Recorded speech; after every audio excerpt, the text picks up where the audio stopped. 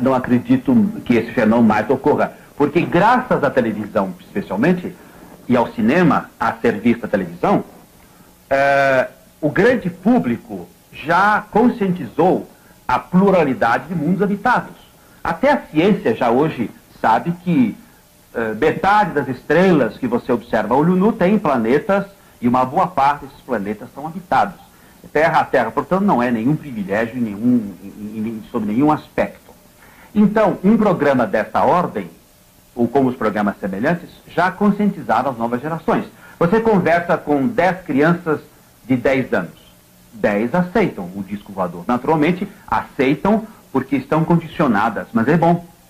Porque a escola, a universidade, os cursos agora devem se preparar para oferecer as bases lógicas, teóricas, científicas dessa crença, porque senão fica uma crença. Não devemos deixar que o problema disco voador se transforme numa religião. Isso seria um absurdo. Tem que transformar-se num dado cultural valioso para nós, inclusive para a personalidade das novas gerações. Elas estão aguardando, aliás. É por isso que eu digo que seria oportuno o governo brasileiro, inclusive, estudar uma política científica diante do fenômeno disco voador, porque outros governos já estão fazendo. Bom, quanto ao objetivo do contato desses seres conosco, isso é bastante difícil, porque esses são de várias origens, com várias tendências, vários níveis, vamos dizer, de formação, não só técnica, como espiritual, vamos dizer assim, a nosso linguajar. Então, evidentemente, eles podem ter objetivos diferentes. Uns podem ter objetivos só de uma simples curiosidade de saber como é o nosso mundo. Outros de tomar um contato para se informarem levemente, né, das nossas vidas sociais, etc. E outros, possivelmente, poderão ter um interesse maior de nos ajudar. Parece que existe muita gente extraterráquea que se interessa em ajudar o ser humano. Então, mas leva assim a uma posição filosófica e espiritual que pode se tornar até perigosa para quem quer pôr os problemas em nível científico. Por consequência, o mais sensato é a pessoa ficar, digamos, na expectativa e verificar realmente com um tempo, com mais substância, com mais precisão o que de fato eles desejam. O que eles dizem, porém, é que estão atentos. Há muitos seres que afirmam que estão atentos às situações humanas, e particularmente depois que o homem descobriu a bomba atômica, em que ele está arriscado a acabar com a sua própria civilização, transformando a criatura humana em verdadeiros monstros tocados pela radioatividade. Então eles dizem que tem uma grande preocupação com isso. Isso, naturalmente, tem uma implicação de caráter filosófico transcendental. Admitir-se que nós não estamos sozinhos. Isso é muito importante, do ponto de vista da valorização da nossa própria humanidade. Isso talvez não seja muito caro a certas ortodoxias que querem preparar os homens, cada um, para salvar a si mesmo. Quando nós estamos vendo, e eles estão nos ensinando isso, os planetários de maior nível, que o nosso problema não é bem isso. A humanidade tem que se elevar, ela como um todo, valorizando o homem, a criatura humana como um todo, para não se salvar para um céuzinho aqui, outro acolá. Mas sim realizar-se num estágio maior de condicionamentos superiores para a própria vida e para a felicidade amanhã da própria humanidade. Essa é uma hipótese, é uma ilação de caráter filosófico, mas que nos põe muito bem nas esperanças de que realmente nós não estejamos sós no mundo. Temos um destino cósmico que mesmo nós mesmos ainda não estamos bem conscientes. Essa área aqui, que coincidentemente se localiza entre a linha do Equador e o meridiano, tem sido a área de maior incidência de aparecimento de OVNIs aqui na região do Pará, que compreende o município de Colares, onde surgiu a primeira aparição, e toda a região da Baía do Marajó. Nós temos também uma outra área aqui, que é no Polo Trombeta, que é a região de Santarém, chamado Baixo Amazonas. E temos também aqui no território do Amapá, exatamente sobre a linha do Equador, onde ocorre a maior incidência de aparecimento. Tomates, isso que o pessoal está vendo, o que o senhor acha que possa ser? Bom, até o momento nós imaginamos que isso seja um fenômeno natural. Tem as características de um corpo celeste, né? Pelo movimento, pela posição, pela hora do surgimento, nos parece inicialmente seja o planeta Vênus. O meteorologista Rubens Junqueira Vilela, que é um pesquisador de objetos voadores não identificados, também adverte que muitos fenômenos que ocorrem normalmente na natureza são confundidos com os discos voadores. Dr. Rubens, que fenômenos meteorológicos poderiam explicar o objeto ou as luzes que os passageiros do Boeing e o comandante viram na semana passada? Bem, inicialmente ele ocorre, em primeiro lugar, a cintilação de estrela. Quando a estrela está muito baixa no horizonte, os raios luminosos são desviados pela própria camada de ar e os efeitos podem ser surpreendentes quando se trata de uma estrela grande, por exemplo, como Vênus, e está próxima do horizonte. Em segundo lugar, eu poderia pensar no chamado raio-bola. É um fenômeno atmosférico muito raro. É uma espécie de relâmpago, mas que se dá na forma de uma esfera. Talvez possam ver aqui uma descarga elétrica, um raio comum, né? E embaixo um raio completamente diferente, de forma circular. Próximo ao solo. Próximo ao solo, isso em geral ocorre próximo ao solo e num dia que tem nuvens de tempestade próximas.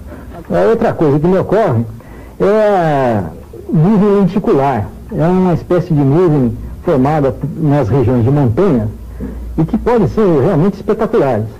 Essa fotografia é tirada de um planador, porque os planadores aproveitam as correntes ascendentes formadas nessas nuvens para ganhar altura. Os recordes de altitude de planador são batidos nessas nuvens.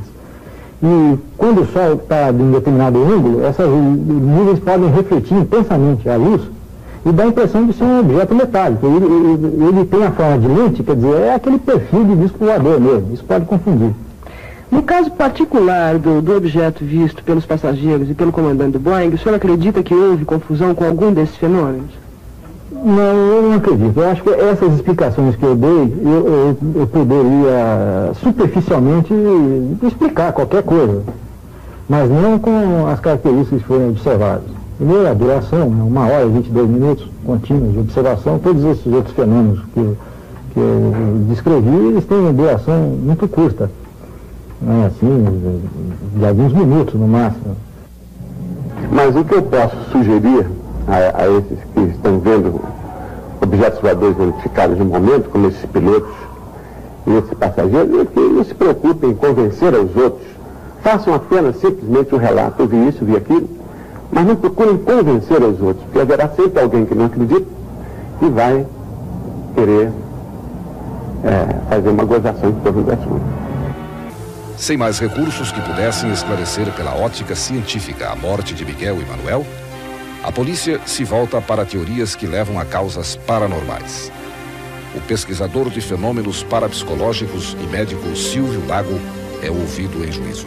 Eu que lido com esse campo de pesquisa, que a psicotrônica e a parapsicologia há mais de 50 anos, eu jamais vi qualquer referência em que os pesquisadores tivessem uma morte tão dramática, insólita e com tantos comemorativos distorcidos como o caso do Manuel e do Miguel.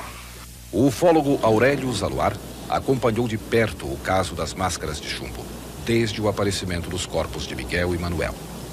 Autor de muitos trabalhos sobre o caso, até hoje ele mantém o seu ponto de vista da época. Nós temos plena certeza de que houve alguma interferência fora da Terra, fora do que normalmente se defendeu no processo. Por várias razões. É muito difícil 2 homens subirem ao alto do morro para, inclusive um morro deserto, onde os bombeiros tiveram dificuldade de subir naquela época, confeccionar em casa 2 máscaras de chumbo para colocar sobre os olhos, comprar 2 capas de borracha, comprar a água mineral para tomar determinados comprimidos e depois esse caso ser tratado como um simples latrocínio.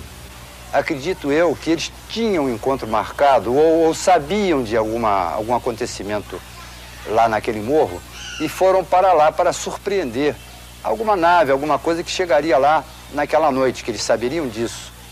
E, de repente, esses próprios seres que chegaram lá, não sabendo da presença deles, não puderam defendê-los de qualquer agressão de aparelhos ou de radioatividade que eles possuíssem.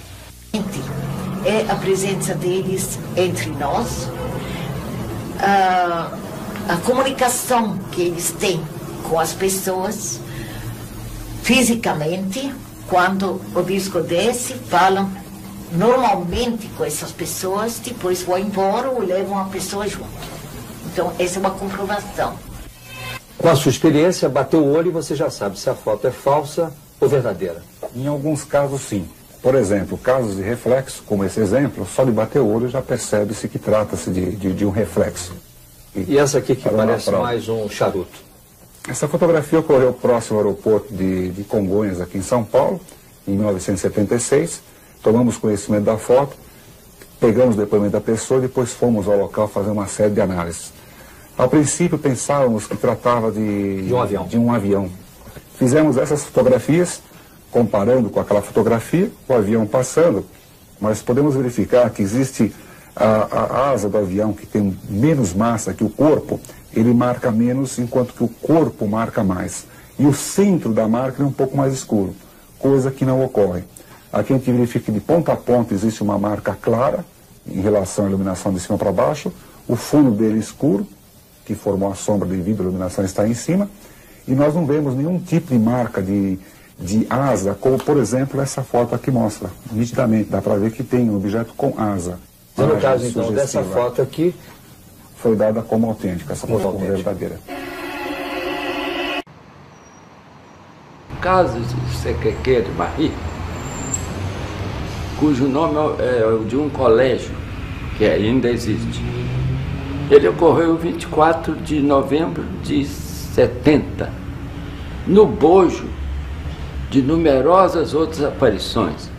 Tempo calmo, sem chuva, boa visibilidade noturna, etc.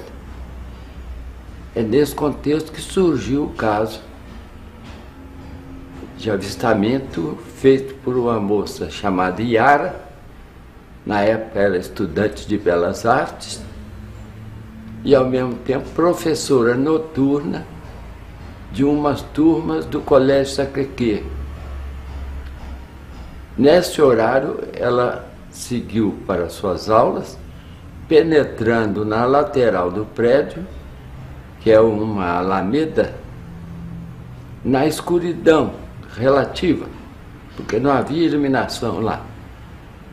E de repente estranhou que havia uma claridade no fundo do prédio, que ela nunca tinha visto. Só quando dobrou o prédio à esquina, é que ela olhou. A origem da claridade era um objeto em forma de ogiva, iluminado até a borda. Na borda ele tinha uma faixa preta. Isso aqui nós desenhamos o Sol e os planetas. E abaixo da Terra, um ser humano com a mão para cima em sinal de paz. Seria uma espécie de uma mensagem de boas-vindas aos visitantes de outros planetas. Exatamente. O nosso objetivo é este, é tentar um contato de terceiro grau aqui no observatório com esses seres que pesquisam a região de Passatempo, Minas Gerais. Foi da seguinte maneira. A gente estava de motocicleta e de repente vimos o OVNI numa serra distante. Estava pairando a baixa altura sobre uma mata. Com muita luz? Com muita luz. Era uma luz pequena, então nós começamos a piscar o farol da motocicleta. E nesse momento que eu insistia, de repente o OVNI piscou também 3 vezes. Aí eu mudei a sequência de piscadas, passei a piscar 2, 4, 1, e ele sempre respondia na mesma sequência de piscadas. The Varginha case is not only our best case in Brazil, but I consider this to be one of the best UFO cases in the world. About 4 a.m., a couple saw it looked like a minivan. The Varginha case is considered the most well-kept secret in the military circles of Brazil.